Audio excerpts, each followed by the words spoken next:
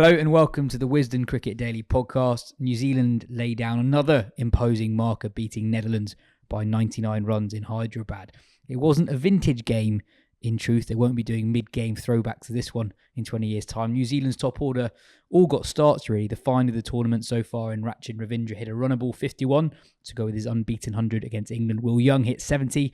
Mitchell and Latham got quick runs in the engine room before Santner whacked 36 off 17 at the death. And in the chase, Netherlands were never really in it, as New Zealand's very professional attack kept the target well out of Dutch reach. I'm Rana, once more donning my Netherlands bucket hat, and with me today is Jim Wallace. Jim is our in-house New Zealand expert this tournament. He spent a fair bit of time talking to a couple of their players before the tournament.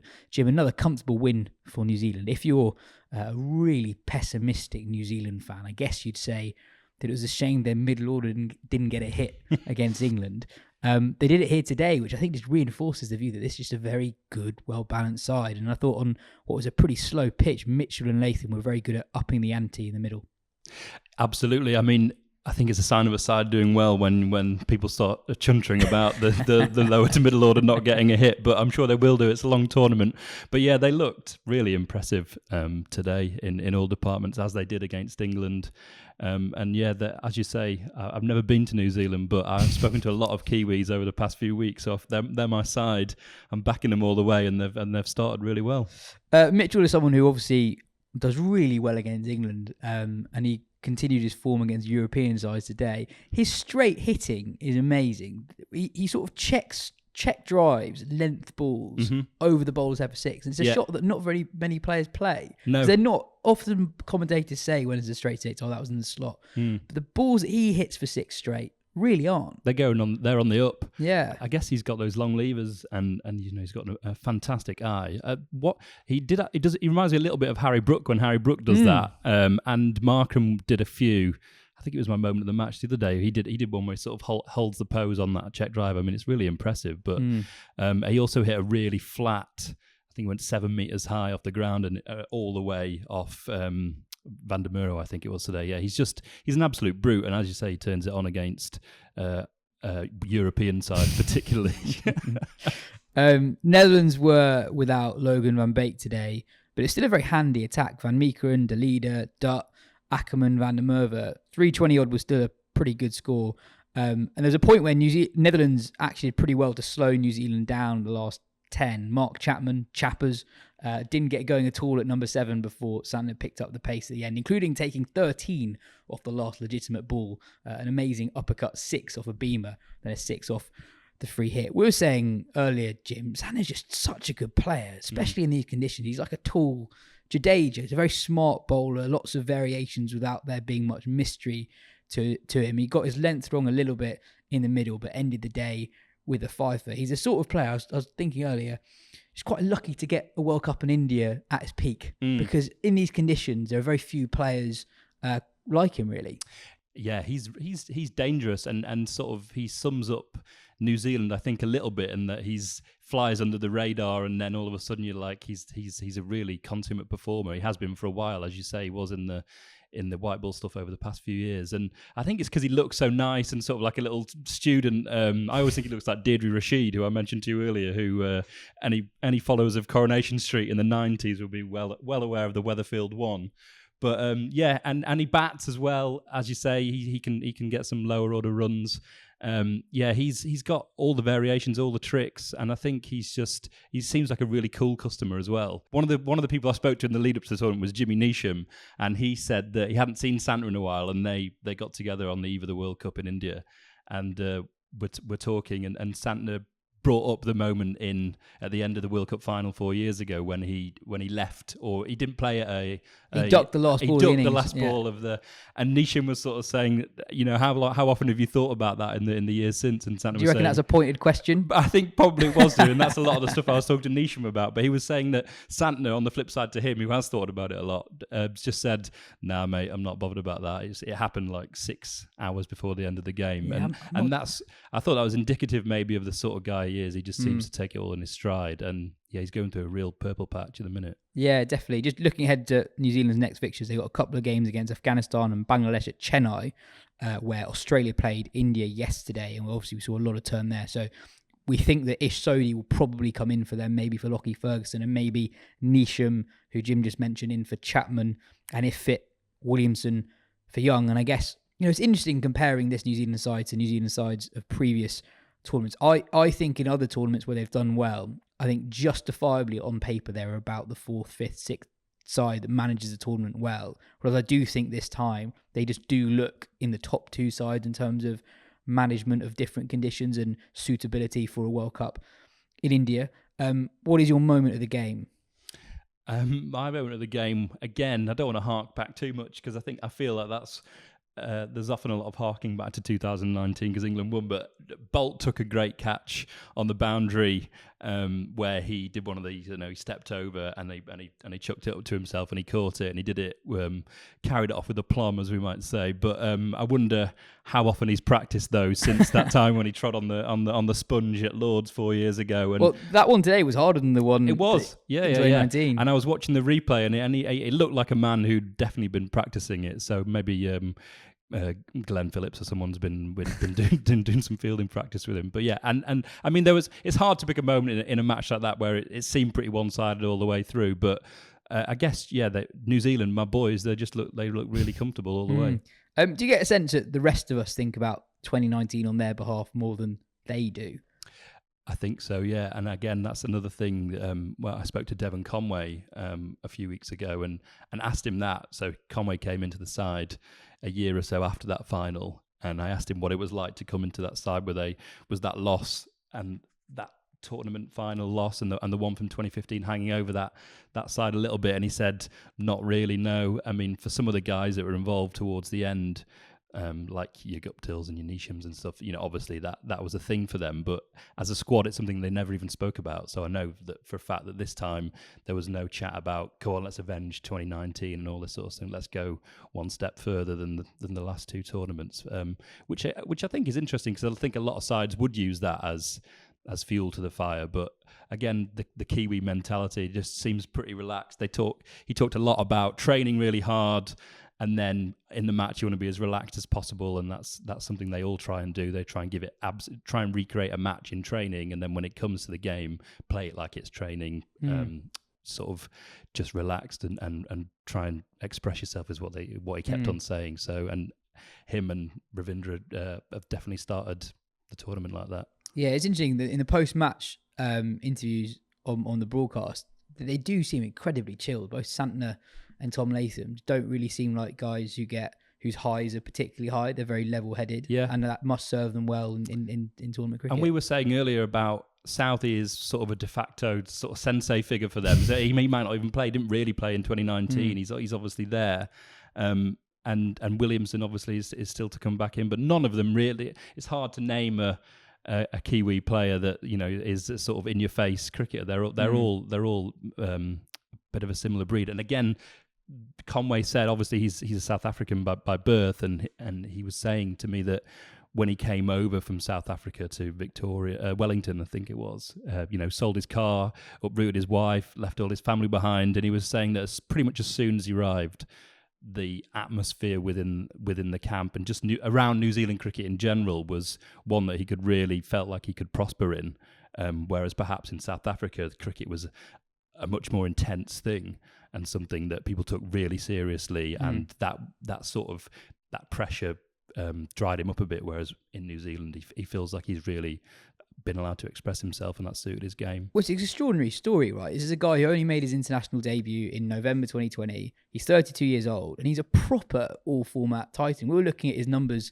today, and just in awe. He averages over 40 in everything. Yeah, he's got 9 international hundreds, and he's not been an international player for very long, and Phil loves him. Yeah, and it's interesting in that so many people rate him so highly, but he's actually not been around international cricket for so long. And I almost wonder, how did it take so long? Obviously, he initially played cricket in South Africa, then had to wait a little bit to play for New Zealand. But almost amazed at someone who is such a clean striker of ball took so long to rise to the very, very top. Yeah, and he's played for everyone. He's played a lot of club cricket in England, and which he spoke about really fondly, taught him a lot, getting out on a sticky dog in the Lancashire League in April, and copping a bit of stick. He said it was all part of the journey. Very phlegmatic bloke. I think he was in Somerset's second 11 for a while. You do think, like, how did he not do something that they would have said, let's get this guy in? But like a very, very personable. The one I asked him, because he is really nice. I can see why Phil really likes him, and I'm sure that is what his true character is like. But I asked him what do the other players give him a bit of stick for, and apparently he's a bit tight. He never gets the coffees in or whatever. So that's what they hammer him for, Conway. Interesting. Well, that's it for part one. In part two, we'll talk a little bit more about that game as well as looking ahead to tomorrow's doubleheader. The Run Out blog asks, who's going for more in the IPL auction, Baz the leader or Rachin Ravindra? But both players look good again today. Ravindra's, again, sort of come from nowhere. I know people have talked about him for a long time, but I thought today was impressive in another way, because he didn't actually bowl very well against England. He bowled really well today. And also with the bat, it was a very different pitch. It was much, much slower. He had to be a bit more patient, but actually still managed to strike it, run a ball, and those around him at the time were struggling to do that. Yeah, and the purity, again, of his strokes. Just a classical shot maker, really strong through the offside with his cover driving. Some of them he were absolutely creaming to the fence, and then flicking the spinners away. And Netherlands have got a decent bowling attack, and he again, he looked comfortable. He looked really impressive against England. That was a really, because he's only young, isn't he? How old is he? 23. Yeah, I mean, that was like a coming of age knock, really, wasn't it? And he's top of the tournament. Oh no, we were looking earlier. Conway's he's 10 runs short of Conway. Conway's top, Ravindra, and then they've got Henry and the near to the top of the bowling as well. So and Santner obviously after his, and Santner got 5. Yeah. Deirdre. Yeah. Couple of other moments in this game, Jim. Talk us through Sybrand Engelbrecht's contribution and story. Engelbrecht Humperdinck. So he is 35, I think he is. And today was his international debut. I think 7 years maybe after his last first-class game. We were looking at his story earlier, which is really impressive until you get to today, where he sort of fluffed his lines at the last. So he's a gun fielder. Lots of comparisons to Jonty Rhodes back in the day. He played in the Under-19 World Cup final, where he took a stonking catch off to dismiss Virat Kohli at backward point, dismissed the other opener, took a few other brilliant catches. If you type in best catches in cricket into Google or YouTube, which I'm sure we've both done on many lonely times. nights, he's in a few of them, and they are amazing catches. So he was sort of built up as this fielding specialist. What did he do today? He dropped a sitter. Yeah.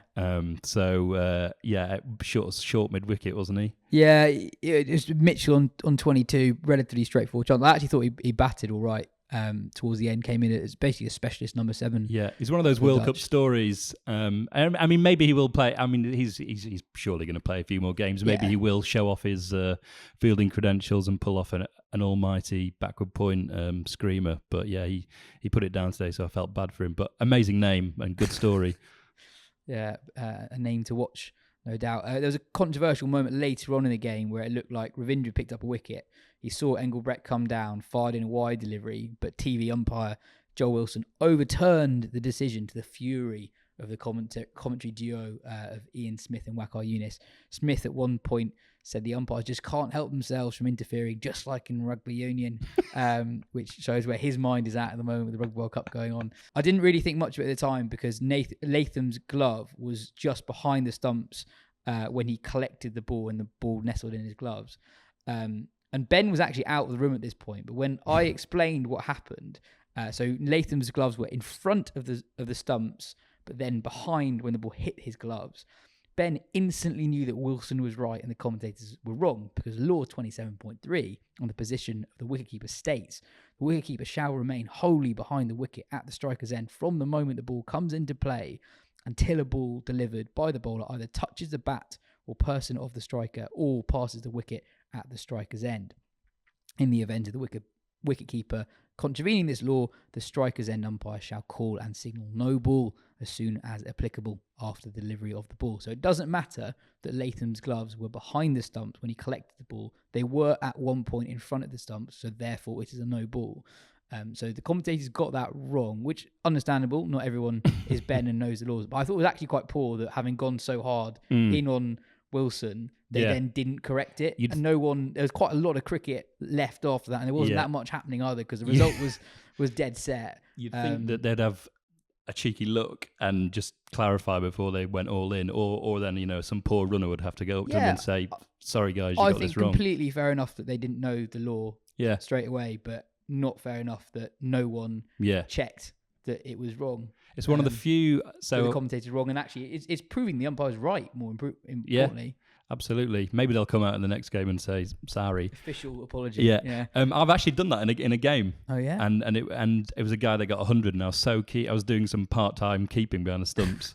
And not very good at all. But I was he ran out. He smashed us all over the place, and he ran out of his crease. And I was so keen to stump him that I basically went out into the crease to meet the ball, and then took the bails off. 2 huge games tomorrow. England, Bangladesh is the early kickoff. England's only day game, and then Pakistan take on Sri Lanka. We've talked a lot on the podcast that in 2019, England won 6 games, and that was enough for them to get through. New Zealand won 5 and had a wash up. That was just enough to get them through on net run rate. So you think that England and Sri Lanka, who lost their opening games, really could do for a win, and it's a massive uphill struggle to get through if they lose tomorrow. Jim, on the England game, there's been a fair bit of chat around the outfield. Josh Butler said today you are going to have to be a little bit smart as fielders and a little bit careful, which isn't something you want to be doing when you're playing for your country. You want to dive around and save every single run.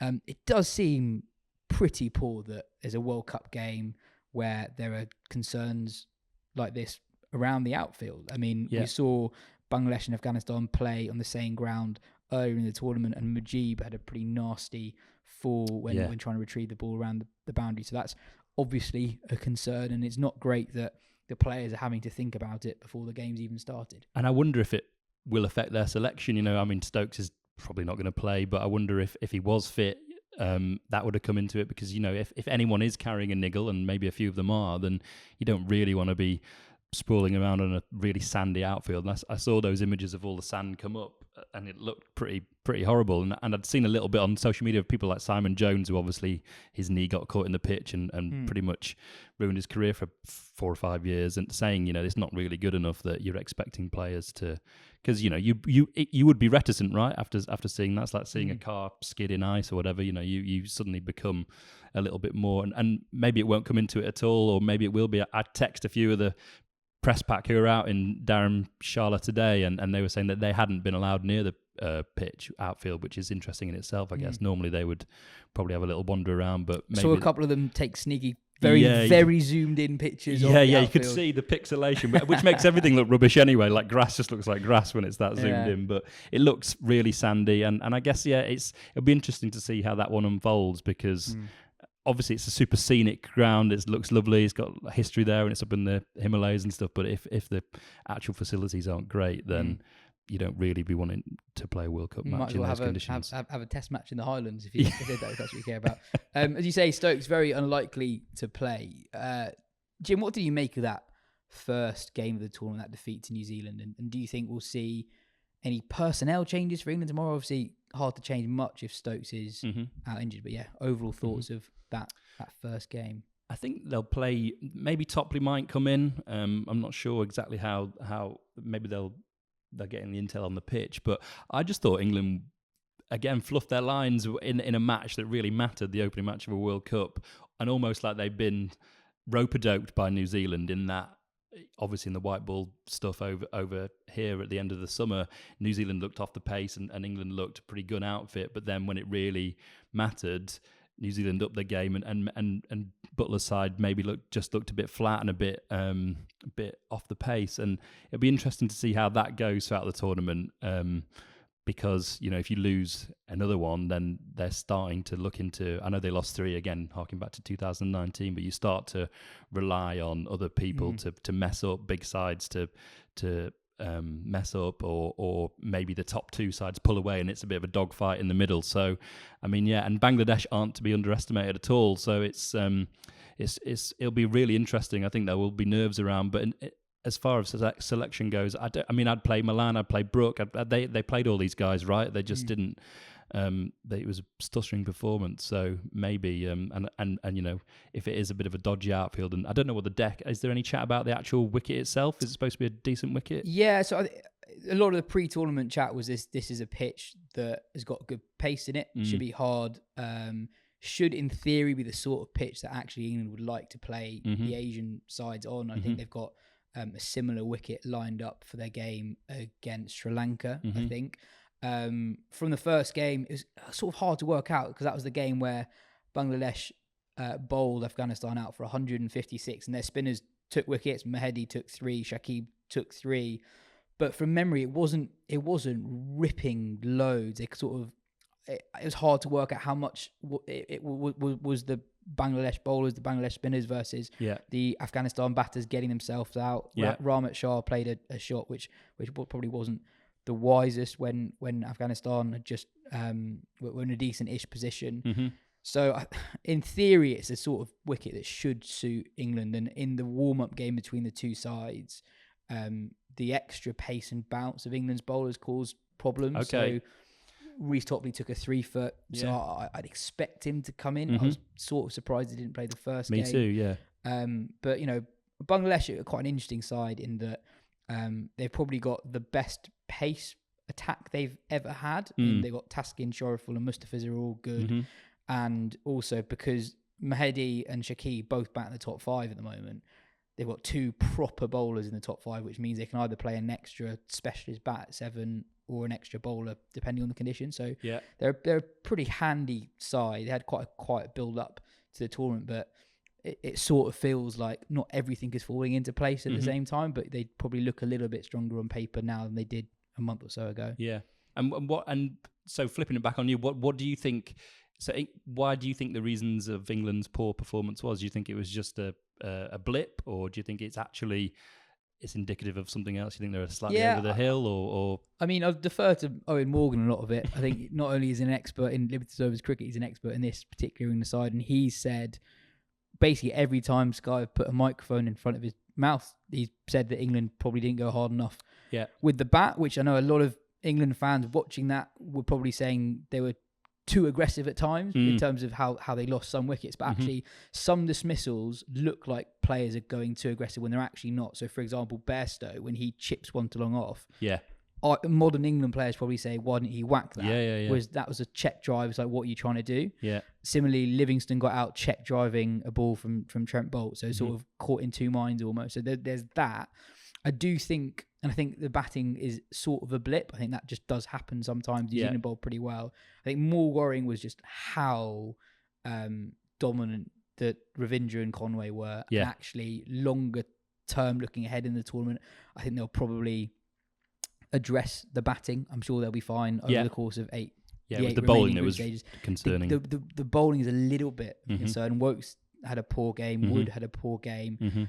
Curran bowled okay, but I don't think as a third seamer, I'm not sure. I think he's more of a four seamer who fills in at the death where he's quite strong. I don't think he's as threatening with the new ball as Topley is, and he's not as good in the middle overs as Topley is. But obviously, I understand that he's offers more with a bat than a Reece Topley, but equally, England, as Ben said in the podcast of the day, in 2019, going back to 2019 again, England have Wokes at 7, Plunkett at 8. They just pick their best bowlers.